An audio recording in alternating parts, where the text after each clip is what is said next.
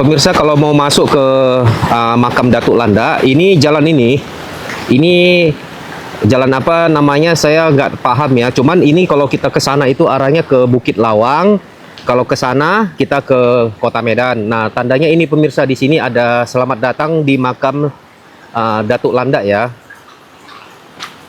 Nah, ini. Nah, di sini tertulis lebih kurang 500 meter kita masuk ke dalam ya. Ini jalannya, ikutin aja jalan ini. Nanti kita akan melewati jembatan gantung ya. Jadi sekali lagi ini arah kita ke Bukit Lawang ya. Yang di sebelah sini. Kalau kita ke Bukit Lawang itu udah dekat dari sini, sekitar paling ada 4 km aja. Jadi 4 km itu dapat ditempuh dengan sepeda motor lebih kurang sekitar ya paling lama kita bilang 30 menit gitulah ya pemirsa ya. Oke.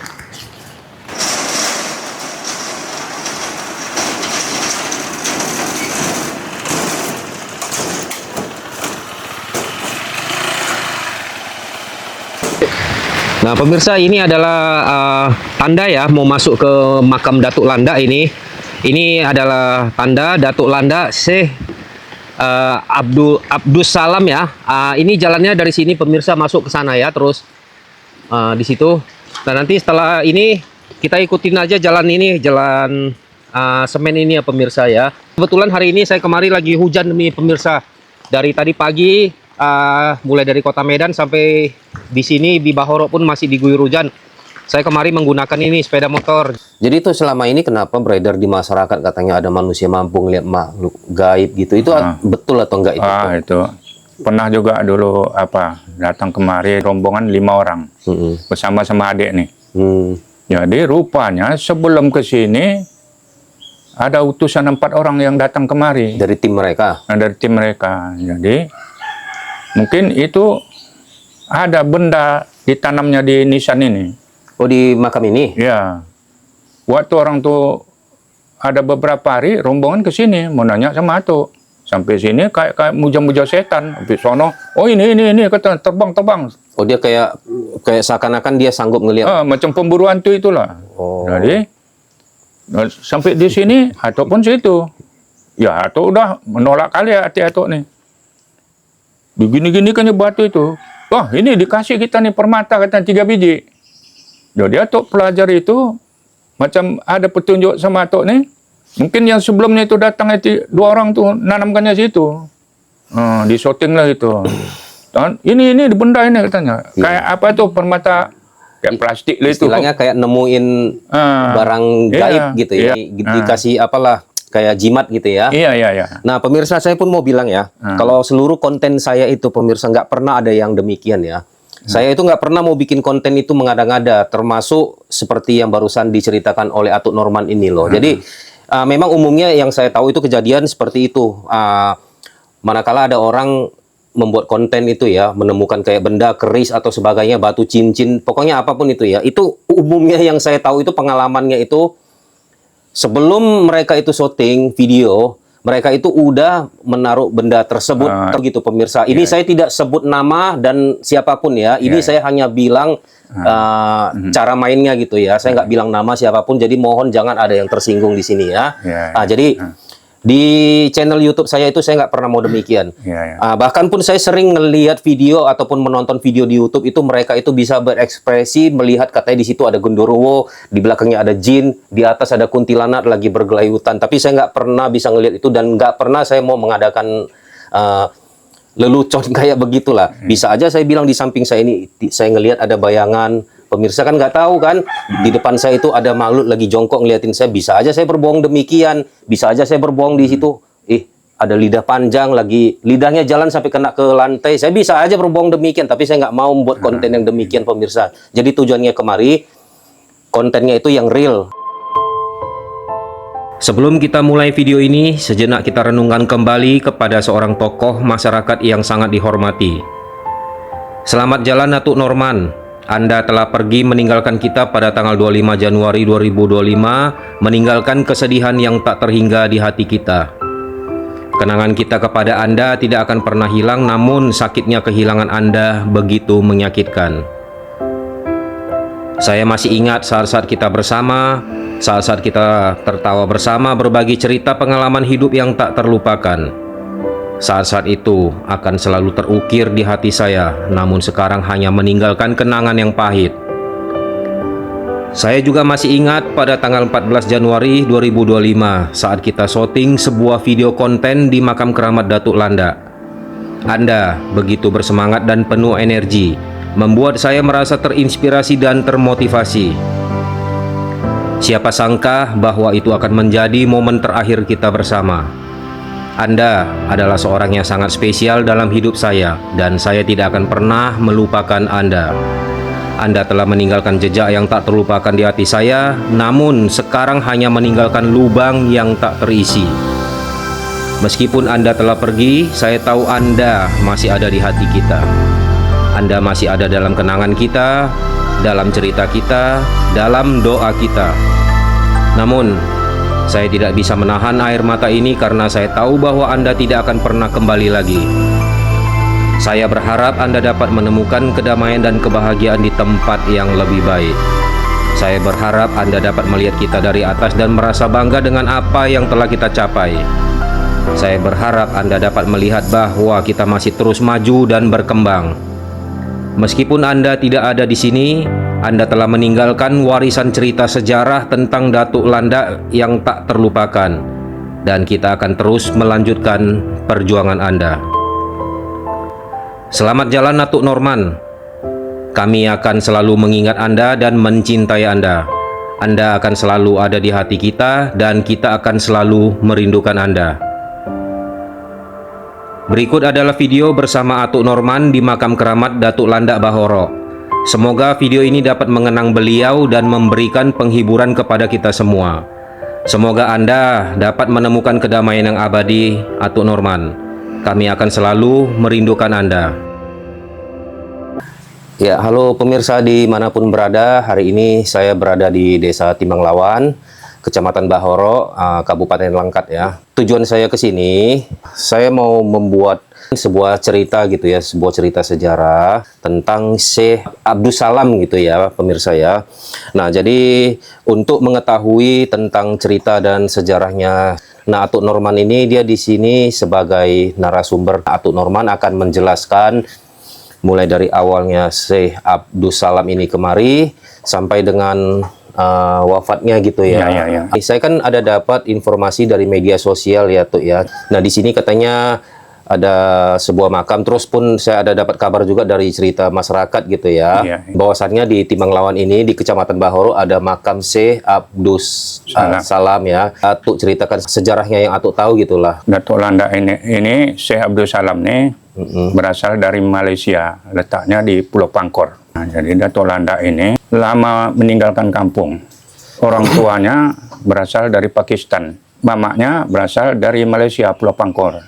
Ayah Abdus Salam ini dagang rempah, Malaysia, Pakistan, Malaysia, Pakistan. Jadi menetap tinggallah dia di Malaysia. Jadi Syekh Abdus Salam ini 3 bersaudara, 1 perempuan, 2 laki. Jadi yang Syekh Abdus Salam ini anak yang nomor 2. Syekh Abdus Salam ini dari kecil memang condongnya untuk belajar ke agama. Boleh dikatakan banyak dia keluarlah ninggalkan kampung Malaysia itu untuk mendalami ilmu agama ini. Dia ilmunya terikat Sabandia sampai ke negeri Cina sana. Dia belajar bertahun-tahun tuh nggak pulang-pulang ke Malaysia. Jadi udah kira-kira udah dia dapat gelar Syekh, dia pulang ke Malaysia. Dia nanyakan kepada orang tuanya nih, abang kemana? Di mana abang? Kok udah berapa hari aku udah di rumahnya, abang kok nggak ada. Orang tuanya ini menceritakanlah abangnya ini. Abang ini waktu mulai dewasa dia mau dihitan, disunat lah gitu, disunat Rasul. Jadi abangnya ini ditakuti kawannya, nanti kalau kau dihitan, disunat, itu dipotong habis kata kawan-kawan. Lari dia pun udah mungkin ilmunya udah tinggi lah abangnya ini. Diambilnya kain sarung itu, diikat ujung pangkal, dihembus. Jadi belum gelembung dia tuh, jadi macam balon dia. Itulah pelampungnya nyebrang ke Sumatera nih. Lari, kena takut tadi. Jadi orang tuanya nih kehilangan. Nah, ceritakannya lah sama Syekh Abdus Salam nih. Abang tadi udah pergi, udah berapa lama meninggalkan rumah kami, nggak tahu kemana. Syekh Abdus Salam nih udah ilmunya udah dalam, udah ilmu tinggi, mempunyai ilmu kasab, tembus pandang. Gini ayah, abang tadi masih hidup, dia berada di Sumatera. Tolong susul abang, adikmu tadi, Syekh Abdul Salam tadi. Kalau memang dia masih hidup, sehat dia, diajak pulang. Diajak pulang nanti, kami udah tua, udah hujur, udah kondisi pun dah lemah, sakit-sakit, sering sakit-sakit. Aku udah rindu kali sama abangmu, dibawa pulang. Siap ayah, kata Syekh Abdul Salam nih. Siapkanlah bekal seadanya. Pergilah dia ke pinggir laut juga. Sesampainya di pinggir laut tuh, ditepuknya laut itu, dipukulnya laut, muncul ikan pari yang sangat besar itu. Itulah kendaraan Syekh Abdul Salam nih, nyebrang ke Sumatera nih. Waktu itu kan belum Medan, kota Medan ini belum ada lagi, masih hutan lebat. Jadi masuk hutan, keluar hutan. Di perjalanan itu banyak Hambatan gitu. bukan hambatan. Udah ada masyarakat, orang-orang kita karo nih, mana beladang. Jadi singgah sebentar, dah satu malam itulah Datuk Landak nih di perjalanan. Singkat kata, jumpalah dia abangnya di Seberaya sana, Tanah Karo. Sekian lama udah nggak jumpa, ya lepaskan rindu lah orang nih. Belum diceritakan dulu kedatangan Syekh Abdul Salam nih sama abangnya. Ya, dia ada 2-3 malam itu situ, ceritakannya lah. Jadi di samping kerinduanku sama abang udah lama nggak jumpa, aku nih titip pesan ayah ini orang tua kita, kok bisa abang mohon pulang. Orang tua kita udah tua, nanti kalau umpamanya nggak jumpa pun lagi, pulanglah abang. Lepaskan rindu ayah kita. Jadi nangis abangnya, minta maaf lah, aku nggak bisa pulang lagi. Aku udah pindah agama katanya, non-muslim. Di sini, di Tanah Karo ini aku udah dituakan kali, cukup dituakan katanya. Bahkan diangkat jadi kepala suku lah sana. Di Margai dia kena hitam tadi, orang Karo ini kan, kalau hitam itu miring. Karena kedatangan Datuk Landak ini, kendaraan ikan pari, jadi ditambahlah pari. Jadi sembiring ini, sembiring depari lah jadinya. Singkat kata, lama-lama pujuk-pujuk Datuk Landak ini, kok enggak mudah aja ya Datuk Landak ini melalui batin bawa abangnya pulang kan, cuman enggak, dia murni mau ngajak itu, mau dari hati abangnya ini supaya bisa pulang ke kampung. Jadi pujuk abangnya ini enggak mau pulang lah ke kampung, ke Malaysia. Jadi singkat kata putus asa lah Syekh Abdul Salam nih. Jadi ginilah, Salah abang, kalau bisa mintalah aku, bibit padinya banyak abangnya ini. Jadi kalau bisa minta aku padi ini 1 gantang katanya. Aku tergiur, aku nengok tanah Sumatera ini subur-subur katanya. Dikasihlah bibit 1 gantang. Permintaan Datuk Landak ini tanam segantang, mintanya dapat 1 gantang. Pindah-pindah tempat itu, tanam 1 dapat 200, tanam 1 dapat 100, menurun lah, menyusut. Pindah-pindah beladang. Akhir kata, singkatlah kata, sampai di sini, maka dia terkubur di sini sesuai permintaannya. Di mana nanti dikabulkan Yang Maha Kuasa permintaanku ini, tanam 1 dapat 1, cukup aku seumur hidup, situlah aku terkubur katanya. Kebetulan sampai kata selalu berkurang. Terakhirnya sampai di sinilah, tanam 1 gantang dapat 1 gantang bibit padi, cukup seumur hidup. Kenapa dia bisa nggak habis-habis itu? Itulah kenapa. Dia kan udah macam kabul apa yang dipintanya. Tapi yang dimakan nggak habis-habis itu sama warga berarti ya? Itu memang nyata? Nyata. Beras itu ya? Iya, beras. Dari orang tua kami dulu, turun-menurun itu menceritakan nggak lari, semua gitu. Keberkatnya luar biasa. Maka sesuai permintaannya, disitulah aku terkubur katanya, di sini. Katanya di sekitaran makam ini sering ada harimau ya tuh? Oh, ada. Itu harimau itu kucing kuring namanya itu. Harimau itu memang harimau? Ya, wujud harimau. Ulang kayak harimau betulan itulah. Tapi dasarnya dia ini harimau gaib gitu? Gaib. Itu pendamping Syekh Abdul Salam nih dulu. Kemana dia ikut itu. Kalau dari sungai dia buaya. Jadi harimau ini tuh sering menampakkan diri nggak gitu? Jelma dia, nampak. Kalau ada umpamanya di kampung itu tak ada masalah. Contohnya dulu masalah PKI, kan termasuk mencekam kampung kami ini. Bahkan disuruh bikin lubang itu. Nanti kalau masuk rombongan PKI ini, sembunyi di lubang. Itu tiap malam tuh jelma itu. bolak-balik mondar-mandir. Tapi untuk di makam sini nggak pernah dia menampakkan diri gitu ya? Kalau dulu ini sebelum di keramik ini betah berbulunya di sini nih. Berarti yang bisa dilihat oleh manusia hanya Iya, bulu gitu, bulunya. sama jejak mungkin ya? Jejak itu kakinya lain sebelah. Itu dulu sini kan penuh pokok karet. Sebelum pokok sawit ini karet dulu sini. Itu jalan itu belum nampak sering itu. Bekas jejaknya ya? Iya, cuman nggak bisa diikut. Sini ulunya hilang, nampak lagi gitu bekasnya itu. Gitu ya. Gaib dia, bukan harimau. Kalau dulu, tuh kalau cerita harimau itu memang nggak dibolehkan dulu disebut apanya tuh, kucing kuring itu. Oh itu kucing datuk. Ini dulu kan sederhana ini, sengnya tah berapa keping lah ini diemperkan aja gitu. Makam ini tuh, kalau boleh kita tahu tuh sejarah pertama kalinya ada tahun berapa ya tuh? Ini abad-abad ke-15 lah gitu. Keturunan tadi, silsilah keturunan nyampe ke Atok ini. Tuh, saya potong dulu, berarti Atuk ada silsilah dari Syekh ini ya? Iya, silsilah ini. Atuk yang udah ke generasi berapa? Ke-6. Oh, Atuk yang ke-6. Ke-6 ya. Oh. Ya. Boleh dibilang nggak tuh yang generasi awal ini siapa? Yang pertama tadi, Dato' Landak lah dulu kan. Terusnya Jalaluddin. Bawahnya Idris. Dato' Jera. Dato' Bibon. Abu Samad. Atau Norman nama Atok. Makam ini banyak nggak dijadiin kayak tempat-tempat untuk meminta sesuatu gitu? Gini, memintanya jarang sekali lah sepengetahuan Atok. Cuman dia kadang ada niat. Kadang nggak punya keturunan. Kadang sampai 8 tahun berumah tangga, kepingin punya anak. Niat itu. Minta kepada Yang Maha Kuasa lah. Ya Allah, ya Tuanku. Nanti kalau aku dikaruniai anak, baik laki maupun perempuan, aku ziarah ke makam Datuk Landak. Tapi artinya tuh tempat ini bukan dijadikan tempat kayak pesugihan ya tuh? Oh, enggak ya. Enggak. Ataupun enggak. Setahu atau enggak Atok benarkan itu. Iya, ataupun enggak membenarkan itu ya tuh ya. Enggak Iya. mau itu. Nah, pemirsa, konten ini ya pemirsa bukannya tujuan untuk mengajari pemirsa itu menjalani pesugihan gitulah ya. Jadi konten ini tujuannya untuk menggali sejarah tentang Datuk Keramat Landak inilah gitu ya. Ini tadi waktu saya datang itu saya lihat ada pemandian Sungai Landak. Nah, kenapa ini ceritanya bisa jadi Landak tuh? Iya, begini. Ini kampung Landak. Ini Sungai Landak. Datuk ini di Malaysia namanya Syekh Abdul Salam. Jadi di Seberaya tadi dibuat juga namanya sana, Lapang Biar, nama karo itu. Lapang Biar. Nah, jadi sesampainya di sini Datuk Kondak.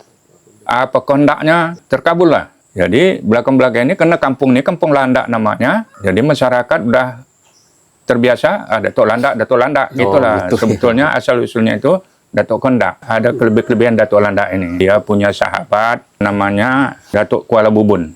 Datuk Kuala Bubun ini termasuk orang Sati juga. Jadi makan durian lah orangnya. Durian ini udah berebus ini, udah masak. Jadi siap makan itu, Syekh Abdul Salam. Coba kau tanamkan durian nih, bisa berbuah apa enggak? Nah, kalau enggak berbuah ya belum lagi kau nih katanya, begitulah belak-belakan. Tanam Datuk Landak nih durian yang udah berbesar hidup. Nah, itu satu kelebihan. Udah belum lagi rasa puas itu ikan yang udah berpanggang. Nah, ini ikan nih sudah makan itu, ini ikan nih udah berpanggang ini. Coba kau lepaskan ke sungai. Kalau enggak hidup, berarti kau belum lagi apa. Gelas Syekh kata Datuk ini. Udah ikan panggang dia masuk ke sungai hidup. Sampai sekarang nih bertabur itu. Itu ada tandanya ikan itu. Hitam di pinggangnya itu. Hitam itu artinya kayak bekas panggang. Bekas panggangan itu. Jadi suatu masa Datuk Landak ini lagi sehat-sehatnya, dia selama hidupnya itu kan berzikir. Kebetulan satu masa sedang berzikir itu datang orang pak-pak itu. Pak-pak yang tangannya pun berbulu, lidahnya pun bulu. Kayak sekarang ini termasuk preman kelas kakap lah itu. Minta ke lapangan Datuk, kami kehausan. Kesasar ke sini. Ambil 1 biji, kata Datuk ni. Kena 5 orang dia, 1 biji kan nggak mungkin bisa cukup. Iya. Turunkan 1 tandan itu. 1 tandan. Kedengaran Datuk ni, terdengarlah Datuk ni sedang suara terentak gitu. Tengoknya kelapa tadi udah 1 tandan. Tadi kan yang kuizinkan 1 biji. Kok kalian ambil sekian banyak? Minumlah itu yang 1 biji itu. Enggak habis-habis yang 1 biji tadi. Berarti artinya begitu ya? Iya, yang diizinkannya 1 biji. Enggak habis-habis. sampai orang tua sampai yang 2 itu nggak bisa bangun ke apalah kekenyangan gitu. Ini tuh lengketkan lagi kata Datuk nih, yang ambil satu tandan tadi. Kelapa itu disuruh lengketkan ke pohon lagi gitu. Gemetar lah orang nih. Jadi ada Datuk nih, ada tongkatnya itu kan, gini kan tongkat lengket ke semula. Nah, jadi yang 2 tadi pertama kali itu kagum dia nengok apa nih sama Datuk nih, masuk Islam. Yang nyusul yang 3 tadi pun masuk Islam. Inilah kuburan makamnya. Ini 5 nih. Datuk Landak ini dulu ada apa namanya pendampingnya selain harimau kucing kuring tadi sama buaya, namanya itu lebay kancang. Lebay kancang ini makamnya nih. Itu larinya secepat apa itu? Cepat angin. Kalau dia mau berhenti itu Pak pegangan kayu untuk ngeremnya gitu. Nah, dulu kan perlu persiapan untuk ilmu kebal, untuk kekuatan lah. Sebenarnya ilmu kebal itu tuh menurut Atuk sendiri itu apa nyata tuh itu? Memang nyata atau enggak? Ada juga nyata juga itu. Cuman waktu kita mau uji cobanya itu gimana? Nah, itu kadang nggak boleh terkabur. Oh. Itu terkabur. Enggak, maksudnya iya memang nggak boleh takabur, cuman maksudnya kita mau tahu itu ilmu bekerja atau enggak gitu tuh kita potong sendiri atau gimana? Dia lah yang motong itu. Atuk sendiri pribadi nggak suka? Nggak mau. Nggak mau gitu ya? Ya, termasuk lahaula tadi lah. Itu pun di apa ya tuh bertentangan dengan ajaran agama ya tuh ya? Betulnya enggaknya pala bertentangan kali hasil kepercayaan kita nih, jangan semata-mata karena manusia gitu, enggak lepas kita dari percayaan kepada Yang Maha Kuasa lah. Terus tuh ini Sehin itu waktu dia udah pindah ke sini tuh ada punya keluarga sama anak nggak tuh? Jadi Datuk Landak ini jangan nanti salah dengar atau kan banyak beberapa generasi ke atas 1 sampai 3 gitu atau tanya Datuk Landak ini nggak pernah berumah tangga sama orang halus. Jadi kenapa ada keturunan ini Jalaluddin, Imam Syekh Alam, Rasi, Lirsah ini perempuan nggak ada anak. Itu bukan anaknya, mungkin anak pengajiannya lah, anak guruan kayak anak angkat gitu ya? Iya. Kalau anak asli dari Datuk Landak nih, Datuk Landak nggak pernah berumah tangga. Itu jadi sejarahnya yang lain lagi tuh. Ini Datuk Landak ini dulu waktu masa hidupnya kan sangat disegani kali. Kerisnya dulu keris kelok 9 itu apa namanya kelok 9 keris apa itu? Maksudnya ulirnya gitu sendiri. Iya. Kayak apa itulah keris Jawa itulah. Jadi kalau dulu ke sini nih daerah sini nih, gini kan aja monyet tuh atau cecak tuh tesnya jatuh itu. Berarti ditunjuk gitu aja lah ya? Tunjukannya aja. Cuman nggak pernah digunakan untuk jahat lah gitu. Pokoknya untuk nyoba-nyoba supaya orang mungkin agak segan, agak tahu bahwasannya benda itu ada kesaktian gitu ya. Tunjukannya gini aja, udah jatuh atau monyet apa itu. Tapi mungkin kalau tahu orang sekarang tuh disalahgunain. Bisa Jokowi pun. Tuh di sini tuh biasanya kalau orang mau ziarah itu harus maksudnya jadwalnya itu jam berapa aja tuh? Ya kadang nggak tentu juga. Mau malam pun boleh. Kadang gini, Atuk ini kan berlapang dada. Siapapun ziarah sini silakan. Yang penting kan harus diketahui cara-cara ziarah. Kita kan mendoakan Datuk ini, sebab Datuk ini biarpun syekh dia nggak ada jaminan masuk surga kan gitu. Iya. Sangat mengharapkan kali doa-doa, pediah-pediah bacaan ayat-ayat suci dari orang yang hidup. Jadi kalau kita minta umpamanya, Datuk, aku ini mau berumah tangga, tolonglah Datuk. Itu nggak kena. Terbalik kita kan gitu. Masa orang hidup minta sama yang udah meninggal? Nah, saya pun setuju sih sama yang Atuk bilang tadi. Masa kita yang hidup minta sama yang udah meninggal? Iya. Orang yang masih hidup aja belum tentu dia mau menolong kita, apalagi yang sudah mati. Iya, betul. Bagaimana dia mau menolong kita? Kan betul. Gitu kan tuh ya. Salah itu terbalik. Iya. Kecuali nggak ngerti ya. Itu harus kalau Atuk mandu ke sini Atuk luruskan juga lah. Iya. Jangan minta-minta sama yang benda mati. Iya. Nah, pemirsa. Apa ini pun kalau Atuk memang kalau kendak Atuk ini bunga ini nggak perlu ditabur. Kalau Atuk apa yang udah mati ini mau minta ditaburi bunga kan nggak masuk akal. Nggak betul itu betul. Logika kalau aja lah. Siram air aja ya nggak apa-apalah, tah debu tah apa itu. Iya. Boleh-boleh aja. Yang penting niat kita doakan aja itu aja sih. Nah, pemirsa ini Atuk Norman ini memang kalau saya lihat ya memang mantap, Atuk Norman ini dia berjalan dengan logika gitu Iya, ya, Atuk iya. ya. Jadi enggak terlalu seperti yang pada umumnya gitulah, harus pakai bunga, harus pakai kemenyan segala macam gitu loh. Iya, iya. Nah, jadi menurut Atuk pun bunga-bungaan ini rasanya pun nggak perlu lah gitu. Nggak perlu, Yang penting ya. doa tulus Iya, iya. kita aja ya. Hadiah kita, ya. Nggak ada jaminan kalau udah kita mati, biarpun hebat sembahyang kita, nggak ada jaminan kita masuk surga. Masih banyak diperlukan sama orang hidup lagi ya. Dah kirim doa, Iya. dah kirim baca-baca. Manusia itu tak luput dari kesalahan ya. Iya, kan? udah pasti, gitu. udah Walaupun pasti. kita itu rajin ibadah, pastinya ada buat salah Ya juga. udah ya pasti kan? itu, pasti, udah pasti. Jadinya jaminan untuk menuju ke surga itu belum tentu. Belum tentu itu. Itu kita salat, zakat, puasa, apa nih kan itu kan diwajibkan pada kita, semampu kita kan berbuat. Tapi nggak ada jaminan. Oke. Tuh ini saya lihat di sekeliling ini ada makam-makam lainnya. Ini makam-makam warga atau gimana ini? Nah, ini termasuk Atuk lah yang apa di sini kan masalah makam ini. Ini keluarga ini, yang dekat-dekat ini termasuk keluarga-keluarga dekat dari almarhum Datuk Landa inilah, yang dekat-dekat ini. Ini yang jauh-jauh ini termasuk anak cucu, keturunan dari sinilah. Oh. Enggak untuk makam ini enggak untuk umum. Berarti nanti kalau yang ziarah kemari pun kebanyakan ya boleh dibilang satu tali saudara lah gitu ya. Iya, semuanya, satu ya? kali saudara. Dan berziarah ini pun ya cukup banyak ke sini. Iya, bukan hanya dari saudaranya aja ya. Iya, bukan saudara, untuk umum dari Jakarta dan mana. Bahkan pejabat-pejabat ini, apalagi anggota apa ini nanti musim-musim caleg pemilihan apa nih, anggota dewan. Iya, ramai ke sini. Datang. Tapi kalau ziarahnya itu pada saat musim pemilihan umum itu tujuannya hanya untuk ziarah ya nggak apa-apa ya. Iya, nggak Tapi ziarah. takutnya niatnya itu beda di sini itu niatnya mau apa? Iya, itu selalu kebanyakan itu pamitlah sama Atuk atau adik ini. Atau kalau Atuk nggak bisa, adik ini. Adik inilah yang bersih-bersihkan sini. Iya, iya. Atuk sekadar mandu, ya tolong toh. Berarti Atuk di sini juru kunci yang betul yang sah gitu ya. Iya, Pak, iya, ya? iya, iya. Pemirsa di sini untuk area Datuk Landa ini ya, juru kunci yang sahnya ini adalah ini Atuk Norman inilah pemirsa. Jadi itu hanya itu aja tuh sejarahnya.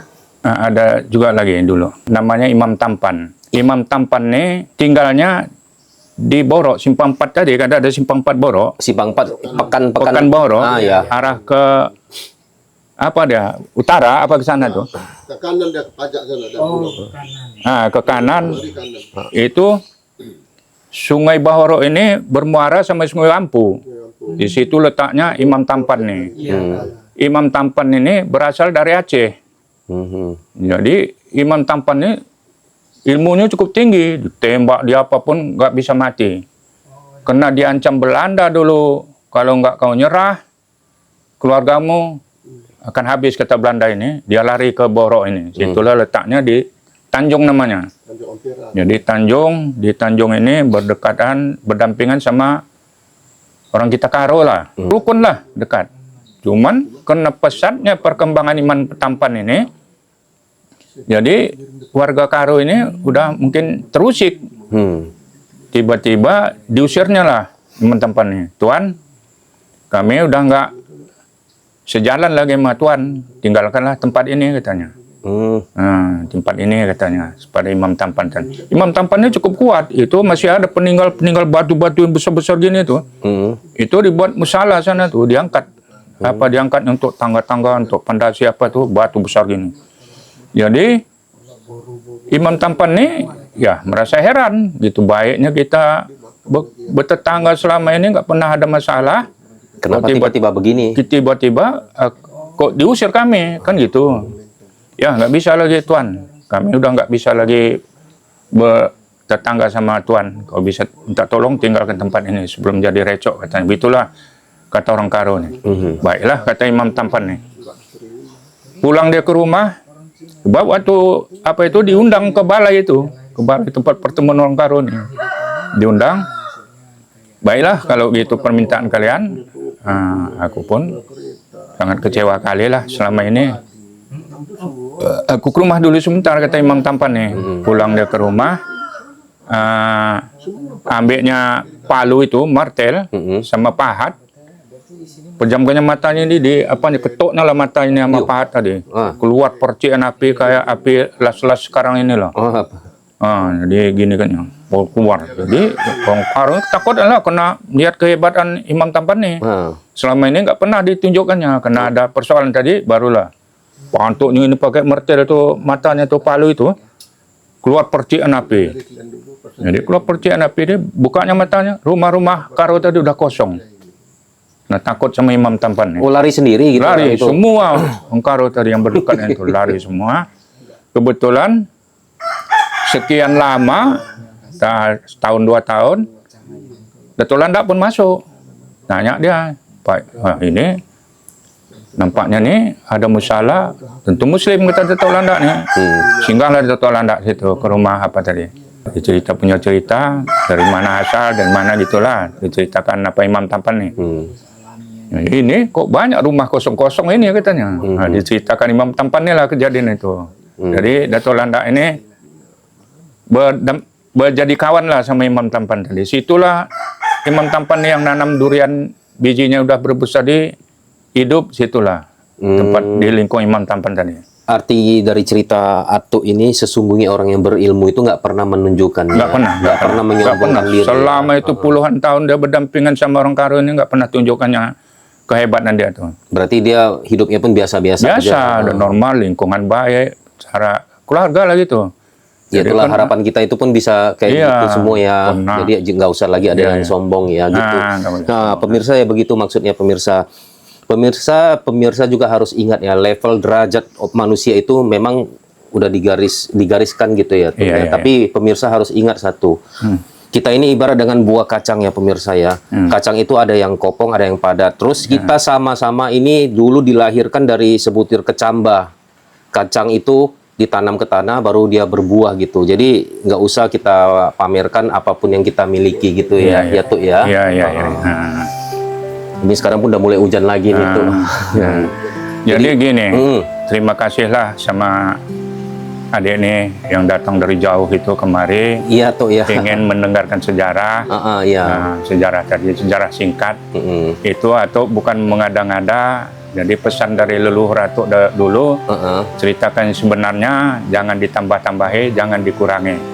Saya bersyukur sama adik-adik ini bisa datang ke sini, karena sejarah ini sangat perlu kali. Iya, betul. Apabila kita